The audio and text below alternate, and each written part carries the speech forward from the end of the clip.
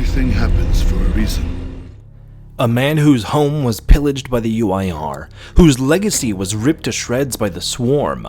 A methodical survivor with a unique code of honor that led him to be one of the most dangerous gears on the battlefield, while also remaining as a stark example of the Locust's unending brutality during their invasions of Sarah. Tai Kaliso, succeeded by his cousin Lonnie Kaliso, the villager turned one-man army. Welcome once more, ladies and animals, as we delve into Tai's past, his origins in the COG, and unfortunate end at the hands of Ketor Scourge. As always, if you like this video and want more, check out the playlist and subscribe so you're here for all future episodes. Tai Kaliso was born to the southern Galangi Islands, more specifically one called Irhoma. He was raised in a village that endured on the sidelines of the Pendulum Wars. He quickly learned his island's strong traditions that were seen as an extreme departure from their neighbors. This is where he developed his own philosophy in battle, taking on the wisdom in battle humility, accepting death as a regular part of life. To him, we all died. It was merely a matter of when or where. Tai lived with and among his people until 4 years before Emergence Day, when the Union of Independent Republics invaded the islands. Like a predator hunting through the forest, Tai would ambush a squad of UIR soldiers with nothing but the skin on his back and a serrated blade. The first, second, dead in a flash before he could grab a pistol off the bodies and gun down the others. Even as a lone wanderer at Irhoma, Tai was already a warrior to be reckoned with. Returning home to his village, Tai had found it ransacked, his people wiped out by the UIR in an ethnic cleansing. Devastated by this loss, Kaliso returned to the forest to try and gut all of the soldiers that he could come across. Some have said that war is hell. War is not hell, for in hell, innocence is spared. While in the jungle, one rainy night, Tai spotted a lone man in the woods. He drew his bow, putting the soldier's head right in his sights. Before the soldier replied, he identified himself as Corporal Marcus Phoenix, a member of the Coalition of Ordered Governments. He was there to stop the cleansing, but Tai informed him that the COG was too late.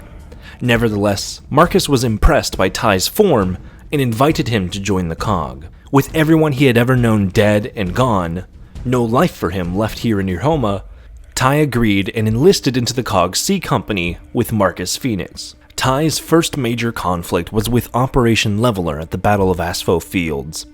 Taking on with the company in an urban setting outside of the main base, this is where we see Tai's mentality of death in action. While in the field, he gets the jump on 2 indies, then checks for a pulse. One of the 2 had survived, and while bleeding out, coughing on his own bile, begins to ask for his family, hoping to tell them that he loves them. Tai agrees with the man, letting him know that they love him back. For a long moment on the battlefield, Tai kneels beside the dying soldier, his enemy. He talks to him and brings him peace in his final moments. In the very instant that the light is snuffed from his eyes, Tai lifts the corpse and uses it as a meat shield to defend from 2 more indies that had tried to sneak up on him. As soon as death had occurred and the soul had moved on, Tai sees the empty body as nothing more than just that. Flesh, a useless bag of meat not worthy of respect in comparison to the spirits of the dead. Tai was stationed with Marcus, Dom, and the rest of C Company when the end of the Pendulum Wars were announced. The next records we have of him was in Jannermont, the origin of the Locust Invasion, a year into their upcoming war. A year on from Emergence Day, Tai, Marcus, Dom, and another gear known as Padric Sultan would be traveling together in an APC on the way to Aphira, a safe zone from the Hammer of Dawn counterattacks that would begin at any moment. Although they were told to stay away from Jannermont, the city in which Uzel Ram had first invaded, the squad decided to try and help regardless. Coming upon a general store, they came across a handful of civilians under fire from the Locust. During the battle, Marcus would be knocked to the ground, looking a Locust drone in the face as he was bashed and beaten, until the beast's chest burst open from behind, split in 2 with a series of gore and viscera spilling out. Their bayonets on the Lancer Mark I were prone to snap and break off, but this, A power saw grabbed by Tai had done wonders to chew right through the thick locust hide. This idea influenced Marcus, who passed it on to Adam Phoenix, his father, and the chainsaw bayonet on the Lancer Mark II was born. Also, likely where we will see Tai return in Gears of War E-Day, the next game in the series, which has been announced to include the origins of the Mark II chainsaw bayonet. During the evacuation of the city of Irhoma, Tai would be stationed with Min Young Kim on Zeta Squad. More of his glass-half-full remarks came soon after. Just remember, little one, in life, there will always be struggle. My condolences. Losing one's home is next to losing one's family. Hammer strikes. I think we're doing more damage than the Locust. Desperate times call for it. Thunder always follows lightning. My thoughts exactly, Tai. There has to be Locust nearby. No wonder you guys work so well together. You're like his fucking translator. But as the city slowly descended into chaos, Tai was around to help Zeta and the remaining civilian convoy make it out mostly intact, fleeing away from Uzo Ram, who had used Cedar's large Locust artillery to spread a poisonous ink into the sky, festering the city with the krill and forcing the COG to abandon their homes. 5 years on from this, Tai would join a convoy headed by Colonel Victor Hoffman, the two delving into their thoughts about the war during the trip. Hoffman revealing how even when they seemed close, the war just kept going on, stating that even after the Asphalt Fields battle, the Pendulum Wars raged on for another 2 years. They had lost 30,510 men during the battle, the total count remembered by Tai. For context, that's roughly 3 times as many bodies as what was lost on D-Day during World War II. As they kept going, they were ambushed by Locust or stopped by Stranded, who tried to strip their gear for parts. Tai would constantly remark on the intelligence of the Horde, about how Locust were cunning and used the COG's sentimental actions against them. They had left soldiers behind, but would return to cremate them. The Locust knew this and planned accordingly. Tai had tried to explain to Hoffman that his admiration of their tactics was not his approval, that even though the Locust were mindless, brutal beasts who did nothing but kill and forcefully reproduce, there was still an intelligence there. Something to be commended. A few weeks later, Tai would be accompanied by Marcus and Jay Stratton, the crew cleaning up Locust on the outskirts of Jacinto while on patrol. Tai and Jay specifically acknowledging the extreme loss of life and how much the stench of death sucked, no matter who the bodies belonged to. And even now, 15 years after E-Day, Tai's acceptance of death and respect for the living shined. He would go on to burn the corpses of even the Locust, clearing them out.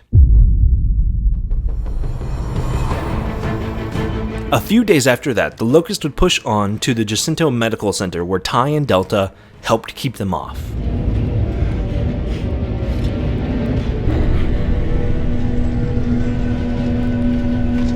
Tai, good to see you. What are we looking at? Locust raid. Follow me. This is where Tai's story intersects with Gears of War 2.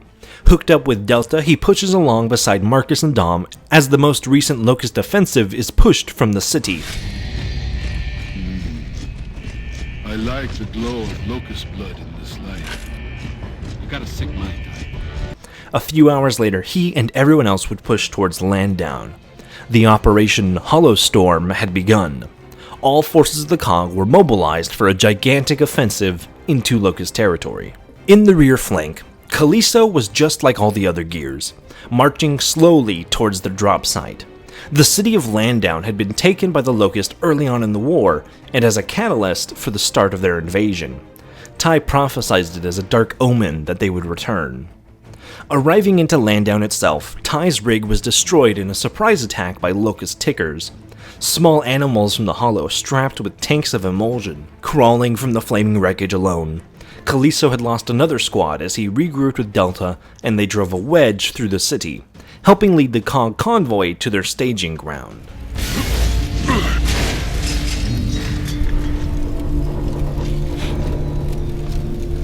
Marcus, is that Tai? Yeah, told you he was tough to kill. Let's get down there, Gears. As they prepared to take off, the convoy was held down by suppressive gunfire. Boomers roared as munitions rained down on the derricks. Dozens of drones clambering up from below to bring the horde's might against the gears in an attempt to stop them from drilling down into the hollow.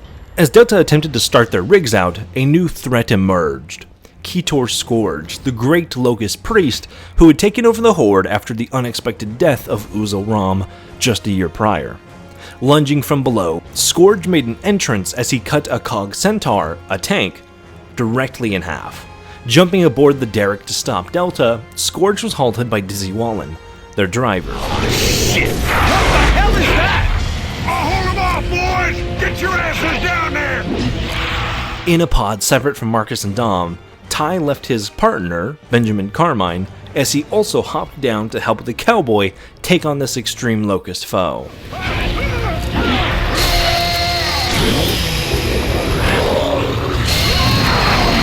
As the rest of Delta plunged into the earth, Tai held off Scourge just long enough to wave Dizzy off, giving him a window to escape.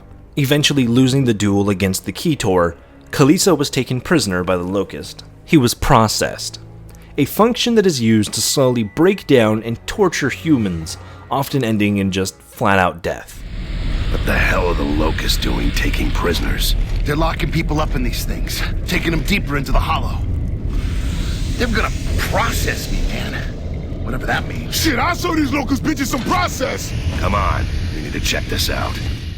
We saw this against a civilian like Maria from before, and Tai was no exception to the cruelty of grub kind. Rings were pierced into his flesh, attached to hooks that splayed the gear out as the skin was peeled from his body. Tai was lashed and scarred unlike anything else. A specific punishment dealt out to him for his royal offense against Scourge, who would take a personal delight in breaking such a formidable human. After being ripped apart while alive, Tai was shoved aboard one of the Locust prison barges, mindlessly drifting in the Locust brutal hospitality until he was rescued by Delta Squad. As they arrived, Marcus handed a shotgun to Tai, the gear who had gotten him into this war. Tai looked at the Gnasher with the pain and suffering he'd experienced on full display. He could not risk getting captured again. He would not risk it. The gun was cycled, and before Marcus could even figure out what was going on... No!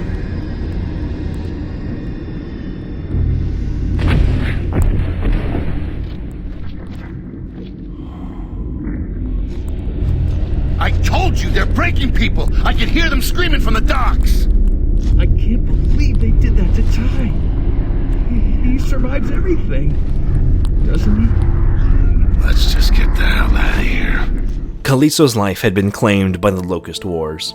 Broken down and beaten to a point that he'd rather take himself out than risk falling back into enemy custody once more. With nothing left to go on, the last survivor of Irhoma was gone. Tai's family line was succeeded by Lonnie Kaliso, a younger cousin who helped as a part of the Brash Brigade, a COG operation to eliminate the few surviving Locusts who withstood the emulsive countermeasure device on V-Day. But in the modern day, his people no longer exist. Outside of Lonnie, the population of the Galangi Islands were wiped out by the Locust Swarm. Kaliso is a fantastic look at the indigenous people of Sarah. Irhoma was a remote, almost isolated island with a warrior culture deep into their civilization. It was destroyed by the UIR, who attempted to colonize the islands and wipe out the people who lived there for being inferior. A unique warrior with a spiritual philosophy to warfare. Tai has always been a uniquely special individual in this universe, which makes him so interesting to learn about. But with that, this is the end of the video. What do you think about Tai? Who do you want to see next? Let me know down below, as we'll be having more Gears of War lore every Monday, at least until the release of E-Day. With that, please leave a like and subscribe if you like this content and want even more. And remember, stay cool, have fun, and be awesome.